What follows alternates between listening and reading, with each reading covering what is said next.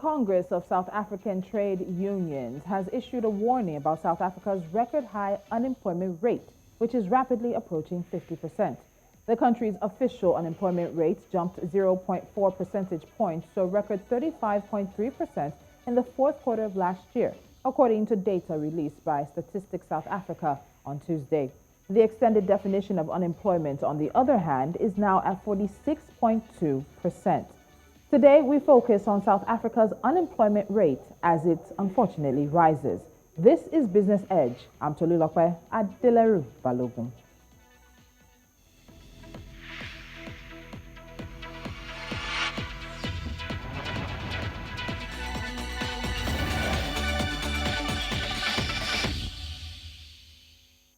Now, joining me from Johannesburg, South Africa, is Johannes Khosa. He's an economist with Nedbank. Johannes, welcome to Business Edge. Thank you so much for joining me. Thank you. Welcome. Good afternoon to the viewers. All right. So let's start with looking at the number right now. When we were in the third quarter of last year, the number was just around that 34% as the unemployment rates for South Africa. Now it's officially moved over, crossing the 35% mark, the highest unemployment rates in the world as we know it. But are you surprised that it was an increase rather than either staying the same or even, as many people may have hoped, decreasing as it would be? Yeah, well, I'm not surprised that, the unemployment rate itself increased. The reason being that, coming off the lockdown, it means that the economy is rebounding gradually. And again, remember that during the third quarter of last year, we had some social unrest in some parts of the country. So during the last quarter of the year, we had activity rebounding as economic activity normalized after that social unrest. And again, we're at a very low level of lockdown restrictions. During the quarter, we're at level 1, meaning that, the economy was vibrant. And as a result, many people, confidence or hope increased that, people will find employment. So as a result, they started to be actively looking for employment. So because of that number, we have seen an increase in the labor force itself and also in the labor force participation rate. So because of the ratio between the labor force and the number of jobs created, we saw an increase in the unemployment rate to the new record high of 35.3%.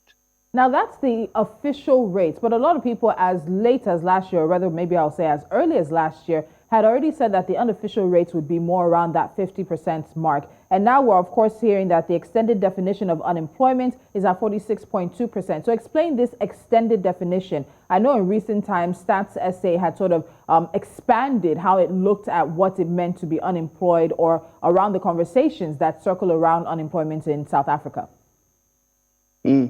Yeah, well, the expanded definition itself includes the people that are not actively looking for jobs. I mean, for different reasons.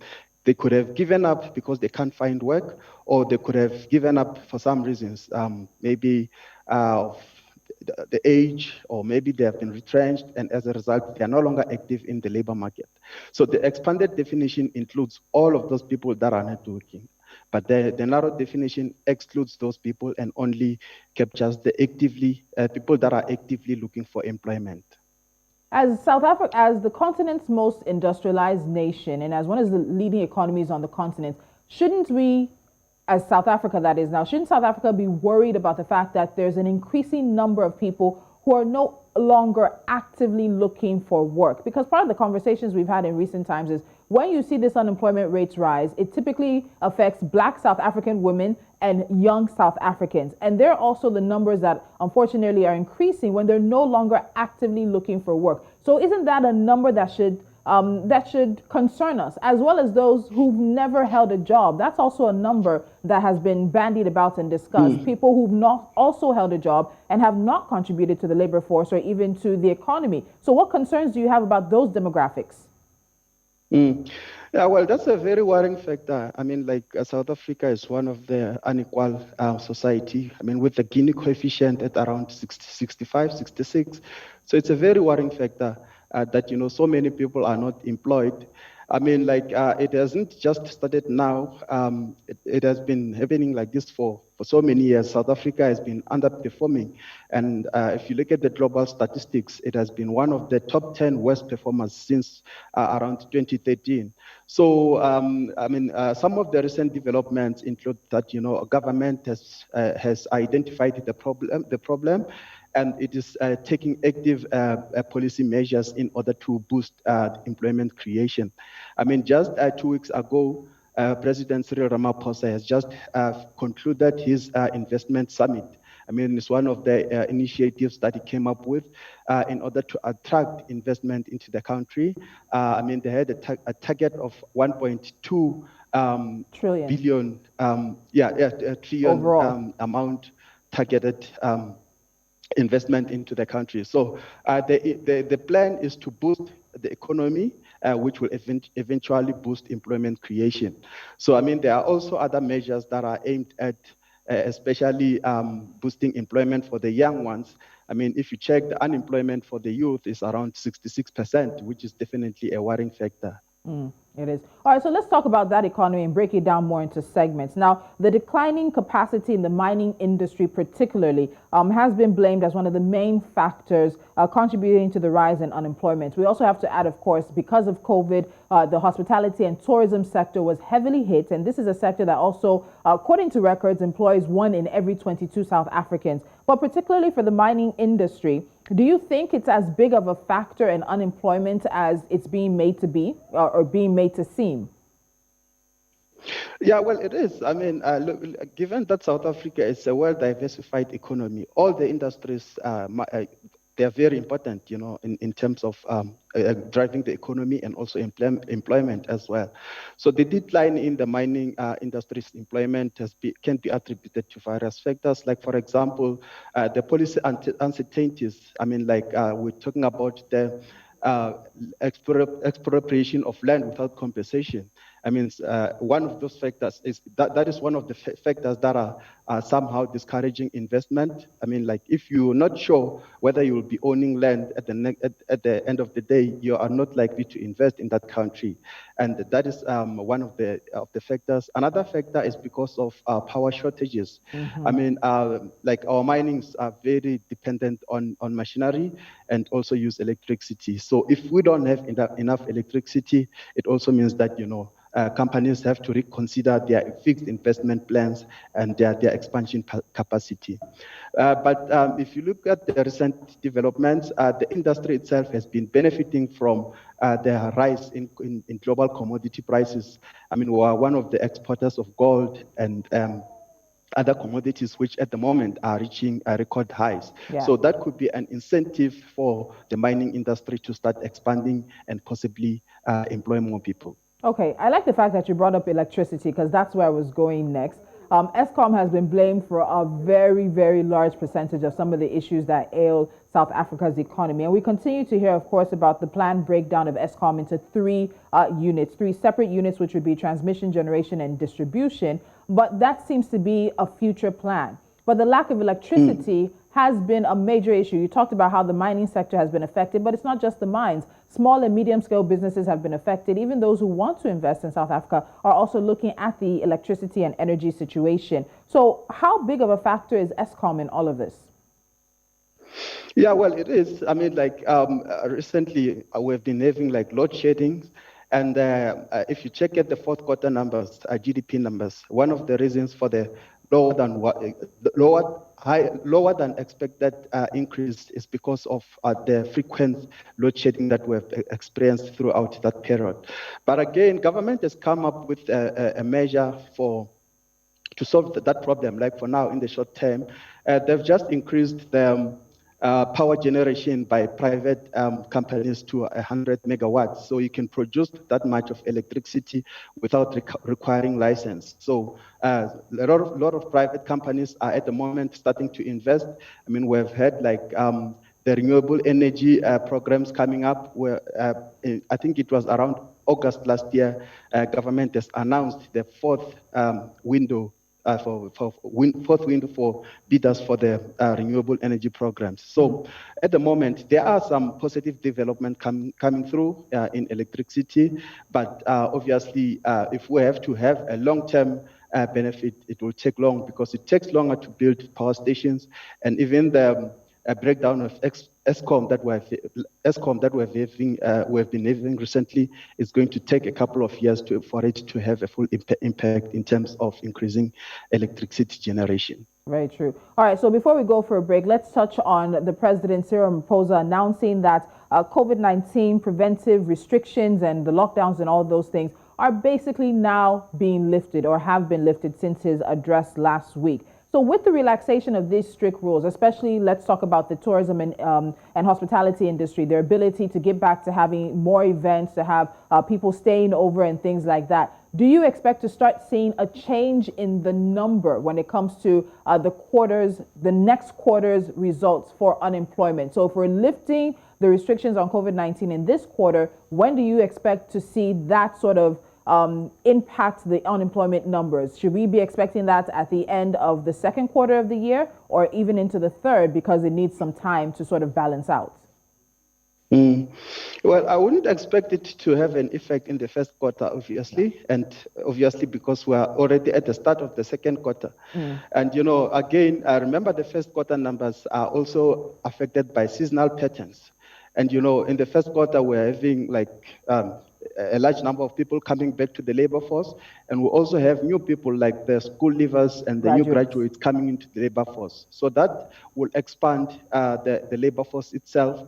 And if you have to compare that with the ratio with the rate in which employment is being created, it means that we are also still going to have that mismatch. So as a result, we might see another increase in the unemployment rate in the first quarter of the year, but maybe we will see a gradual reduction throughout the year because the move from level, or I would say the cancellation of the emergency lockdown restrictions, it means that economic activity will pick up. I mean, people will go out and generate employment. Like for example, if you recall, consumer spending accounts for around 60% of the economy. So if the economy opens up, it also means that economic activity will pick up, people will spend more, and as a result, we'll have more employment creation because as people spend more, it means that companies will have to increase their capacities in order to make more profit. All right, Johannes, hold the line. We'll continue this conversation when we come back because there's also concern about South Africa's exposure to external risk factors that could be negatively influencing the economy. This conversation, as we look at the new numbers coming out for South Africa's unemployment rates, will continue right after this.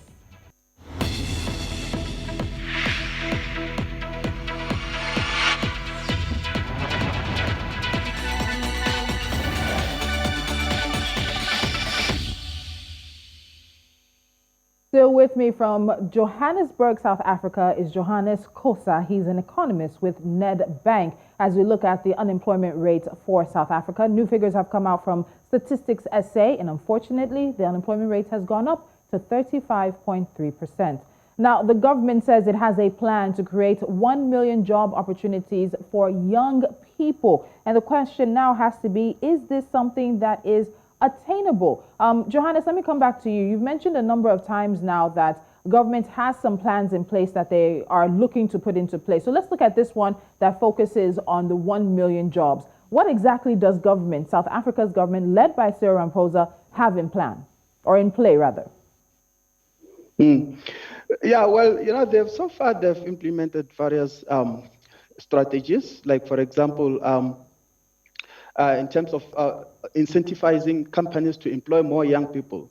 For example, they have reduced the tax rate from 28% to 27%. And they've also increased the incentive in which they give back to the companies for employing an extra graduate. For example, that amount was doubled from 700 to 1.2. So they are doing their best right now. And there are many other measures that they are also taking into consideration. Some of them are not directly, they are just to create the investment environment. Like, for example, dealing with corruption. I mean, we're having a commission which at the moment is investigating a lot of government corruption that took place in the past few years. And I mean, those measures should encourage investors to start to invest in the country, as long as the country's risk is starting to stabilize. So Nedbank, your organization, which is a financial services company, in a recent study noted that the slow pace of the country's economy means the outlook for the jobs market remains uncertain. According to Nedbank, an unemployment rate is expected to remain structurally high in the short term because the economy is still facing many long-term challenges that are hindering the growth of the job market. So I think we've touched on a lot of these challenges in terms of those who are no longer looking for work, the situation around ESCOM as well, the investment opportunities and things like that. But beyond those things, what are these long-term challenges that South Africa needs to deal with? Are any of these external factors that could be influencing how unemployment is playing out in the country? Yes, I mean, like if you look at, for example, government, or if you have listened to our budget for this year, government made like commitment to revisit the fixed investment activity, like for example, in terms of expanding the roads, the railway, and the water supply, in order to make the economic environment more conducive. We've touched on electricity, and again, there are plans to increase mineral beneficiations, like for example, in terms of exporting raw minerals. We are also taking into account that maybe it's a good idea to beneficiate or to transform some of those minerals just before we export them. And then again, we have to, the government is trying to create more labor-intensive industries that will definitely help to absorb employment going forward. So those measures are the ones that government has proposed recently. And well, if they continue to implement them, obviously we'll have an improvement in the employment situation. All right, so we'll talk a lot about governments creating an enabling environment and investment environment, but it's not only government's job or the sole responsibility of government to create jobs. And we all agree across the continent that small and medium scale businesses have a large role to play in employing African youth. But there's been criticism of banks in South Africa, like the same criticism we hear of banks here in Nigeria and also in Kenya as well, that they are not, in fact, assisting small and medium-sized companies with loans that can help to scale their businesses, that can help them to do more. Is this a fair criticism? Do you think that small and medium-scale enterprises in South Africa are getting what they need now, aside from government, this is, to be able to do more, to employ more, to scale up, to do more with what they even have? Yeah, well, that's a difficult one, to answer, because as far as I know, I mean, there are different channels in which the small businesses can approach financial institutions for help, even if it's not directly to the banks, but there are various institutions that they can go for, like, for example, the IDC, the Development Bank of South Africa. Some of those, they also finance the small, medium enterprises. And again, government has some incentives to encourage small enterprises. So it's just the lack of information, I think, that's a problem, because resources are there. It's just a matter of people not knowing how to access them. Okay, so before we start wrapping up, we've heard from the Congress of South African Trade Unions, which has accused the government of prioritizing a reduction in the budget deficit over employment generation. And employment generation requires investments, putting in capital, putting in money from government. Do you think this is also a fair accusation, or is it something that can find a compromise? Can we see South Africa reducing their budget, but also being able to power the conversation around generating employment for South Africans? Yeah, well, government spending should increase employment, obviously, but again, you spend when you have the money.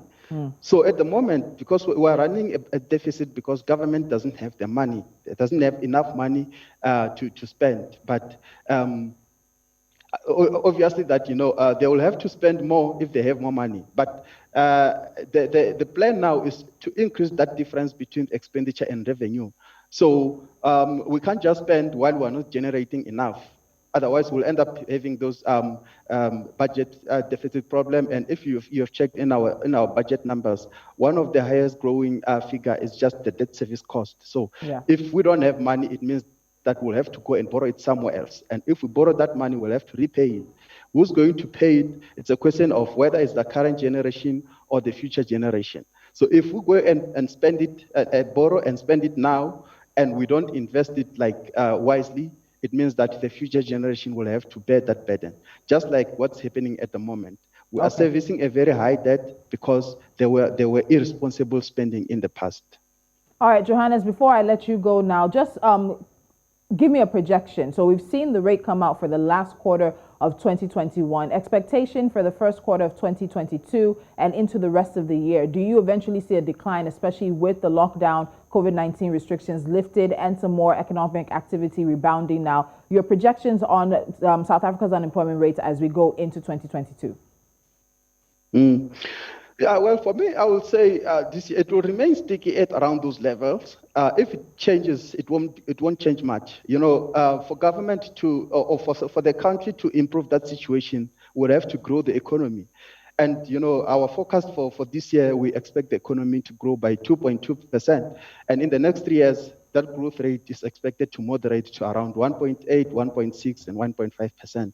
So, with those numbers, it's very unlikely that, the unemployment rate will be reduced significantly. Maybe in the future, but right now, we expect it to remain sticky at around 35% or just slightly to be down to around 35%.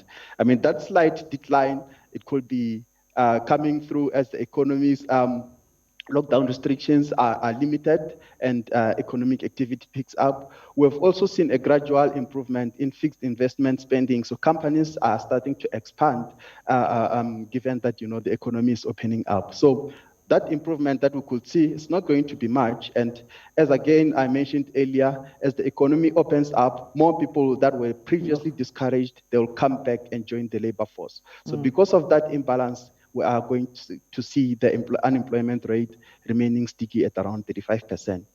All right, Johannes Khosa, thank you so much for joining me. It's a conversation we'll continue to have because the unemployment situation in Africa's most industrialized economy is one of concern for many people, not just in South Africa. So we'll continue to shine a spotlight on what's going on there. Thank you so much for joining me on Business Edge.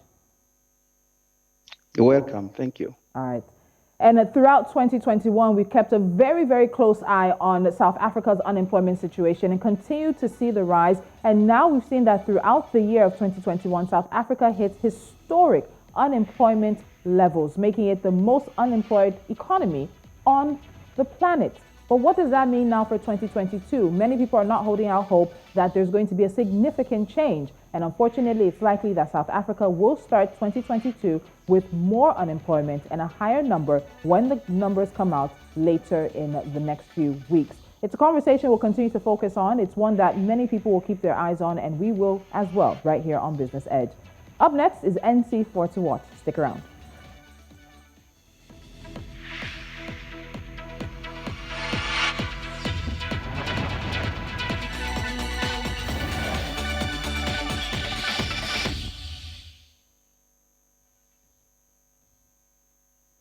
And we get into a few stories we're keeping our eyes on, and we start where else? In South Africa. Now, when compared to a stronger dollar, the rand has declined, with the rand dipping in early trade on Wednesday as the dollar strengthened following hawkish comments from U.S. Federal Reserve officials. The rand was trading at 14 rand 73 cents versus the dollar earlier today, down 0.4% from its previous close. The dollar rose to its highest level in almost 2 years as Fed officials urged for a swift decrease in the central bank's ballooning balance sheet, with one of them suggesting openness to half-point rate hikes. According to central bank estimates, remittances from Tunisian employees abroad increased by 17% in the first quarter of 2022 compared to the same time in 2021, reaching 1.73 billion Tunisian dinars, around $582 million. Remittances totaled a record of 7.5 billion dinars in 2021. Now, revenue from tourism also increased to 545 million dinars from 368 million dinars last year. According to a private sector survey released on Wednesday, activity in China's services industry dropped at the fastest rate in 2 years in March, as a rise in coronavirus infections hindered mobility and impacted demand. In March, the CAC Services Purchasing Managers Index fell to 42 from 50.2 in February, falling below the 50-point threshold that distinguishes monthly expansion from contraction. The reading represents the biggest drop in activity since the COVID-19 pandemic began in February 2020. And finally, oil prices climbed on Wednesday, reversing early losses as the potential of fresh penalties against Russia stoked supply concerns, contrasting concerns about lower demand as a result of a rise in U.S. oil stocks and Shanghai's extended lockdown. Brent oil futures were trading at $107.13 a barrel, up 49 cents after falling to $105.06 earlier in the day. After falling as low as $100.37 in early trading, U.S. WTI futures rose 21 cents to $102.17 a barrel. And those are a few stories we're keeping our eyes on. Don't forget to stay with us throughout the day, where we put Africa first and keep you up to date and up to speed with the latest news and information coming from here on the continent and from outside. Business Edge will return 11 a.m. West African time to give you African business, the economy, and of course, finance. I'm Tolulope, Adeleru Balogun. I'll see you again soon.